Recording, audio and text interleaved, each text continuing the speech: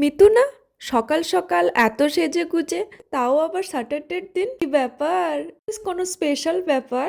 দাঁড়াও দাঁড়াও, বলছি, সমস্ত কিছুই বলছি। প্রথমে পুজোটা করে নি, টিপটা পরবো নাকি পরবো না, এই কথাটা ভাবতে ভাবতে লাস্ট অব্দি টিপটা পরেই ফেললাম। এবার তোমরাই বলো কেমন লাগছে। আমার তো ভালোই লাগছে।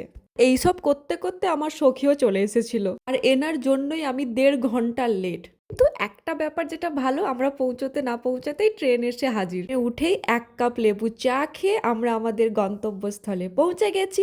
এতক্ষণে তোমরা গেস করেই নিয়েছো আমরা কোথায় এসেছিলাম।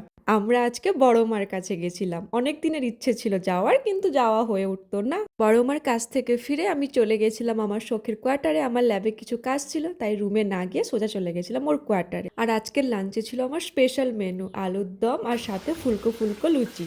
সবাই মোটামুটি ছবি এঁকেছে, একটা মানুষের হাত, মানে ওর নিজে ছবি এঁকেছে নাকি ও মানে নিজে কে এঁকেছে আমি নিজেও বুঝতে পারি। একে তো ঠান্ডা কমার নাম নেই, কলকাতাকে এবছর মনে হয় একটু বেশি ভালোবেসে ফেলেছে। তার উপরে রাত 9টার সময় যখন ল্যাব থেকে ফিরছি, দেখি হালকা হালকা করে বৃষ্টি পড়ছে। ডিনারে তেমন কিছু খাওয়ার ইচ্ছে নেই, সন্ধ্যের সময় অনেকগুলো চা আর স্ন্যাক্স খাওয়া হয়ে গেছিল, তাই ডিটক্স ওয়াটার খেয়ে ঘুমিয়ে পড়েছিলাম। Bye, good night.